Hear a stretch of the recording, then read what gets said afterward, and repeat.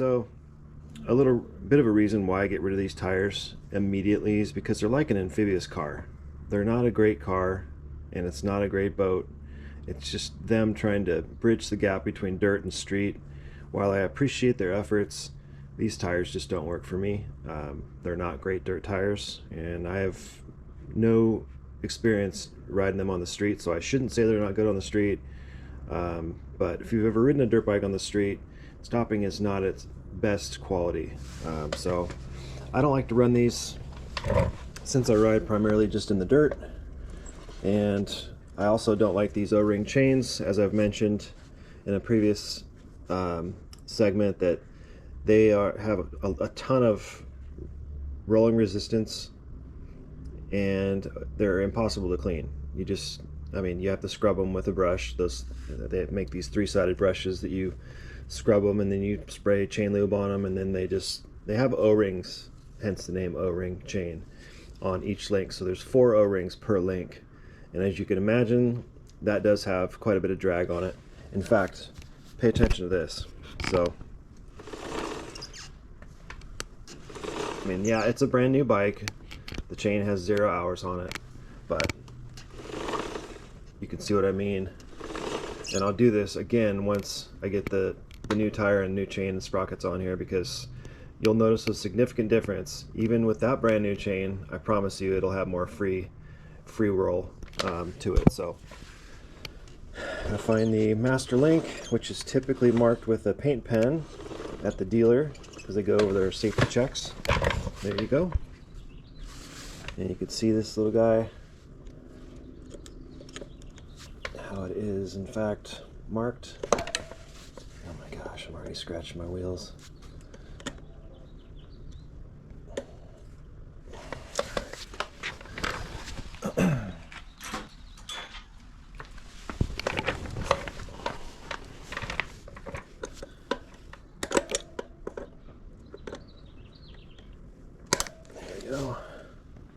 Just a pair of slip joint pliers. Now, I'm not saying throw your O-ring chain away. I'm just saying that they're not for me.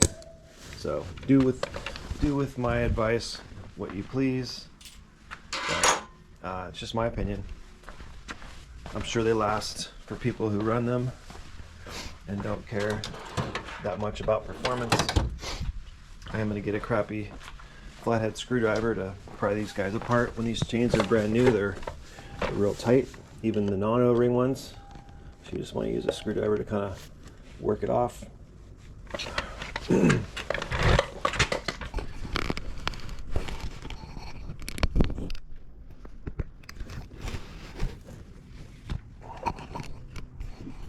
I'm trying to get you guys in the best position to see what I'm doing here. So I just pull it off a little bit at a time from each side. And sometimes it takes a smaller flathead than this. There we go. Just kind of work it off there. And you can save this link if you'd like. Some guys put these in their gear bags just as a savior out on the trail. If you guys go deep in the riding out in the middle of nowhere, it's not a bad idea to have some extra O-ring chain links, or any sort of chain link for that matter, just in case it breaks. But I'm missing, oh, there's the 4th O-ring. So yeah, you can see these O-rings, there's 4 O-rings, and the O-rings even have like a little groove on them to retain chain lube. So it's an age-old design. I just prefer the traditional types. So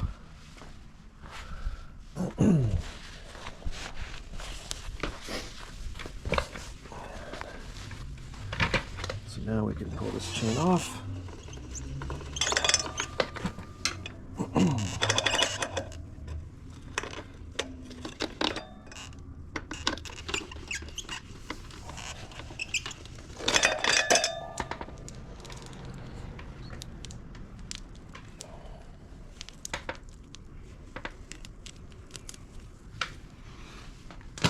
Okay.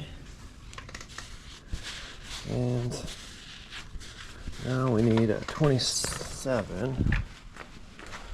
I believe it's a 27 socket for that axle nut right there. So grab that socket. My bad. It was a 30 mil for the rear nut, rear axle nut. So we're going to take this guy off.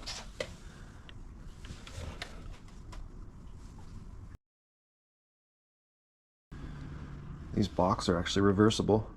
In case you didn't know, you can actually put this part forward or this part forward, depending on how you like your chain, how close you want your tire, how long you want your wheelbase. And it has a bigger effect on how the bike handles than you would think. But yeah, I did notice that they're putting lions on top of these blocks now too. These are typically something else. I can't remember what they used to do, but that is a new, well, since 2022, I don't recall that being there. So cool stuff.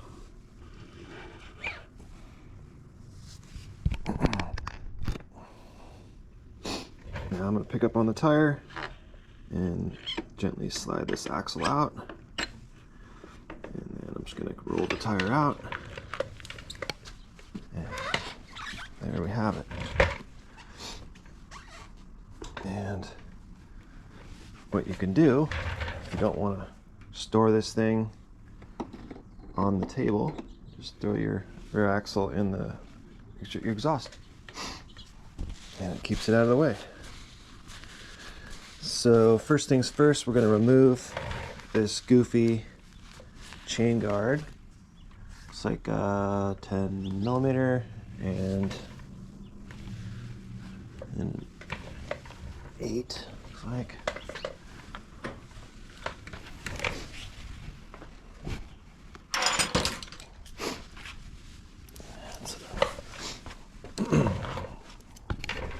So it's a through bolt on the front, or I'm sorry, the middle.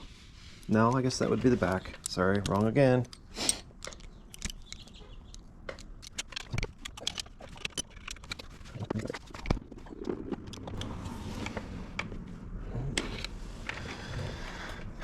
Goofy trash. So now what do we do with this guy? Kind of like the captured nut thing. Don't think I'm gonna put a washer though. Just put this nut back on. I'm sure it's there for a purpose.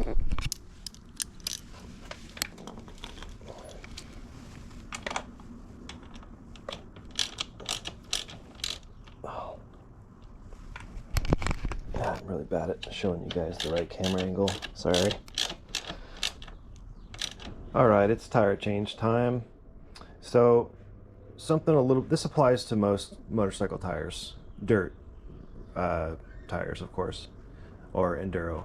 However, the one thing that's different on the enduro bikes, this is an 18-inch rear wheel. This actually is a 140 80/18. Most enduro bikes come with an 18-inch wheel for that extra sidewall and grip for the track or trails. This particular tire is a Continental. It's a dual sport, even speed rated, so it's a DOT tire. Strangely enough, they don't have a rim lock. And what a rim lock is, if you don't know, is a device that fastens to the wheel inside of the opening of the tire, but the band that covers all the spoke nipples actually goes over the top of it to retain it. But the reason for this rim lock is to actually lock the tire down. When you tighten it, it goes this way when it's inside, and it acts kind of like a bead lock, I guess you could say, or this basically just, these ribs right here fasten the tire to the rim so the tire doesn't spin on the wheel. So wheel, tire. So a lot of people get those mixed up. This is a wheel, this is a tire. Tires are rubber. So now that we've got past that, we have to install these rim locks. They should be called tire locks, but they're called rim locks. probably because they fastened to the wheel. So I'm not really trying to be a smart ass, but I'm just parting this stuff out for you. So you can see on this guy, this little plastic dealy guy here is just a filler cap, and you'll see that this wheel is DOT approved, but they really aren't worth the damn past 60 unless they're balanced. They will shake like crazy and it gets super sketchy. So if you're going to go ride on the highway, I would highly recommend balancing your wheels no matter what tire you have on. But today we're going to be changing this tire. I haven't done this in a really long time. In fact, it's been a couple years since I've done this, and I think it was maybe the second video I ever did on YouTube on a different bike where I swapped out tires. So you can watch that, or you can watch this. If you don't care, you can fast forward through it. But what you're going to need to do this is some patience, some rim protectors. I have two here. These are just cheapo Motion Pro. Two decent tire irons. These are super critical. These are the cheaper ones, but I will warn you, they bend. I use a third one sometimes, depending on the tire. Sometimes they're a little more stubborn than others. You need a valve core remover that has that tip on it. Let's see if we can focus there. That'll remove the valve core inside the valve stem, and a 10mm for your rim lock.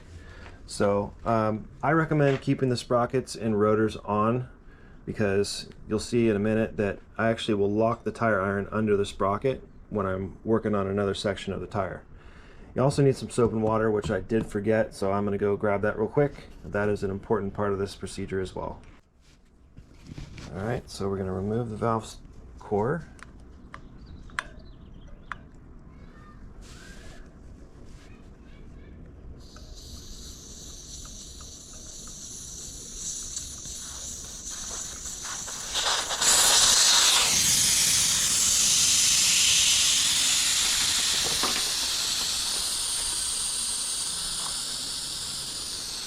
Air seep out of that. I also forgot one more thing that we're going to need: baby powder. And I will show you why in just a little bit. So basically, the baby powder is for when we prep our inner tube. We cover the inner tube in a bunch of baby powder, basically. So if it goes into the wheel, because you have to stuff the inner tube into the wheel when this lip is open, and a lot of times it'll get twisted up, and once you inflate it, it'll have to do this inside the tire, and a lot of times that'll pinch. So that's when you'll get a friction flat, or just a pinch basically, and you don't want that. Anybody that's done a tire like this knows that it's hard to prevent a pinch on an inner tube, and you end up having to do it again. But it is, it's just another thing that you want to try to avoid, of course. So now I'm going to go around this tire and just unseat the bead, and you can hear it kind of make a noise. This tire hasn't been on here for very long, you can tell, since it's a new bike. So it hasn't really had a chance to like get warm and seat, but it is seated obviously. Just good to go around the whole thing. And this is where the water comes in, soap and water. I just use dish soap basically, and the soap kind of gives it a little more lubricity.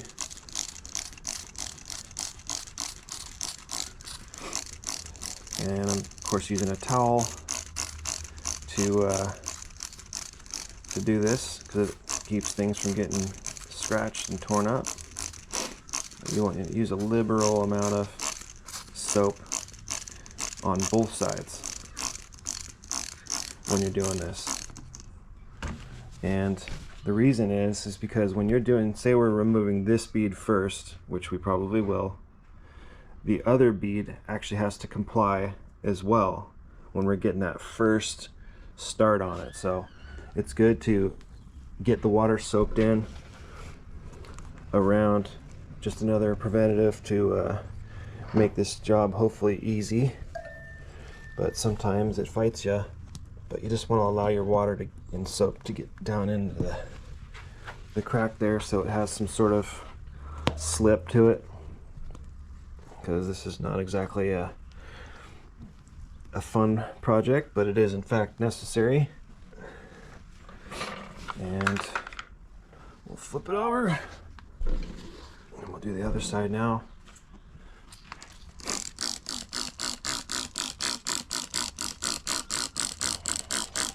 Now this is actually something I would recommend doing when it's a warm day outside. Leave this wheel out in the sun for an hour and then leave your new tires out in the sun as well, just to allow them to get warmed up. Now it's not real super hot here today, but on a sunny day it helps a lot to get your rubber warmed up. It just becomes more supple and easier to work with. I'm gonna go around and try to get that bead broken off there. Now obviously we're not breaking the bead, so I'm not telling you that's what I'm doing. I'm just saying that we want to get the water started in there. And so then we'll go, so whatever side we start with, we'll end on the other one. So I think we're going to start on this side. And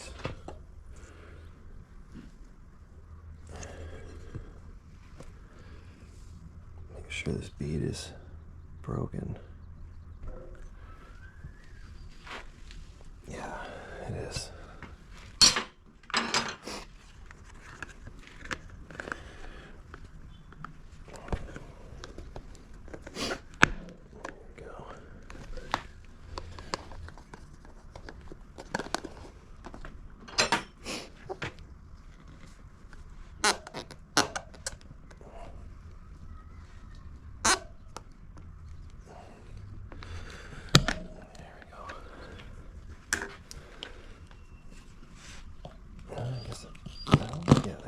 Okay, there we go. Now I'm going around and kind of getting that bead off there.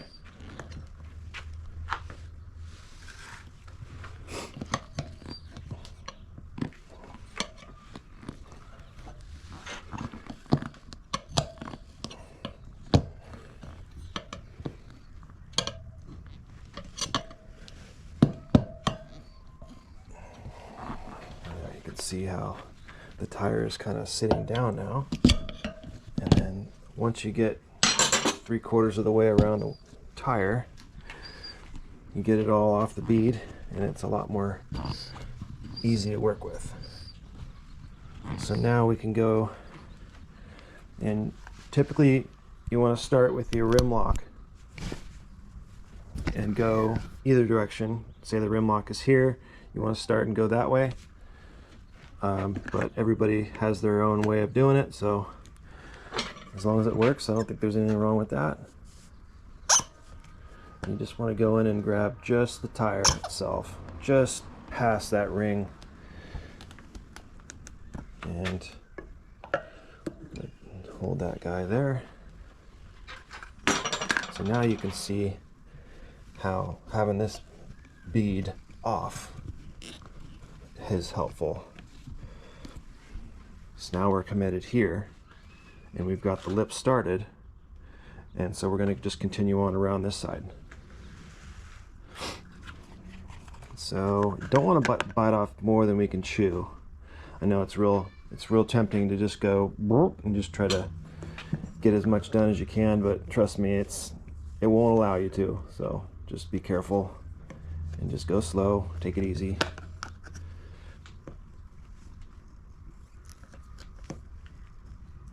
Yeah, and the second one is always harder to get in because the tire is always much tighter now. So I'm going to get a little closer to this guy.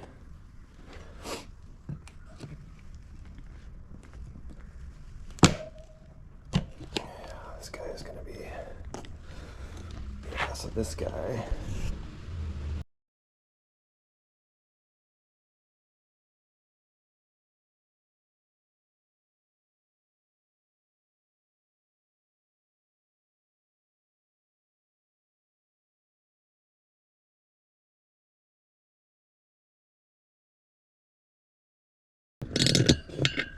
So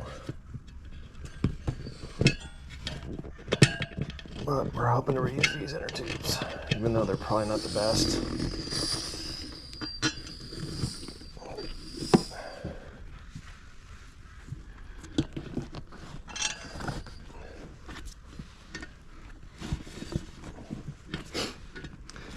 Yeah, I'm assuming they don't use rim locks on DO2 tires because they are severely out of balance. That would be my best guess.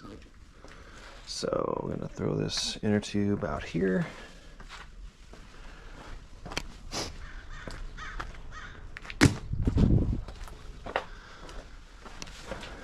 That's out of the way. So now we got to get the other bead off. And it doesn't really matter where you start. Just going to get it started just like the other bead, I guess you could say.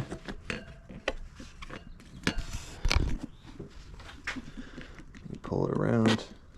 Kind of gotta go shallower until you can get that spoon around the other lip. So now I've got it. You can see right here is where I have that lip of the spoon just around that inside. Basically the same thing what we're doing before. I'm gonna put it under the brake rotor.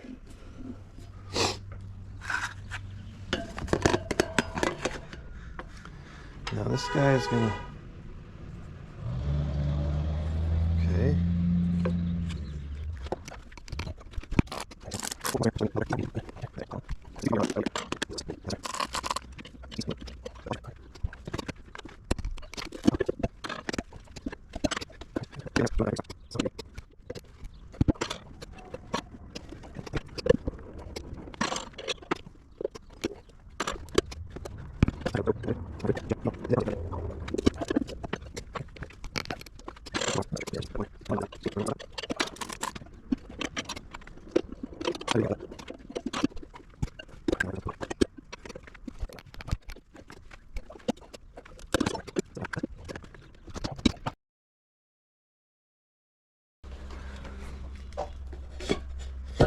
There we go.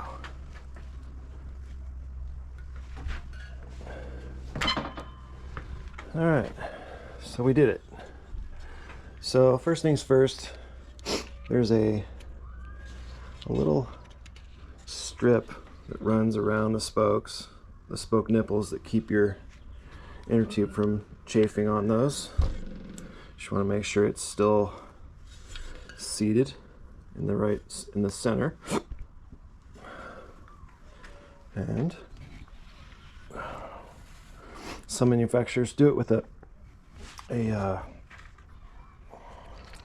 rubber band, like a very large rubber band.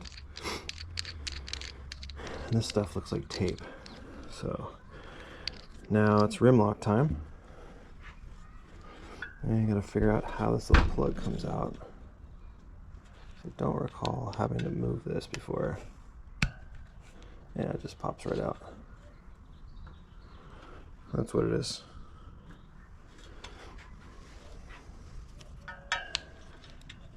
So we'll remove this guy and get the rim lock guy down in there. Oh, that's a 21.5. Oh, yeah. There we go.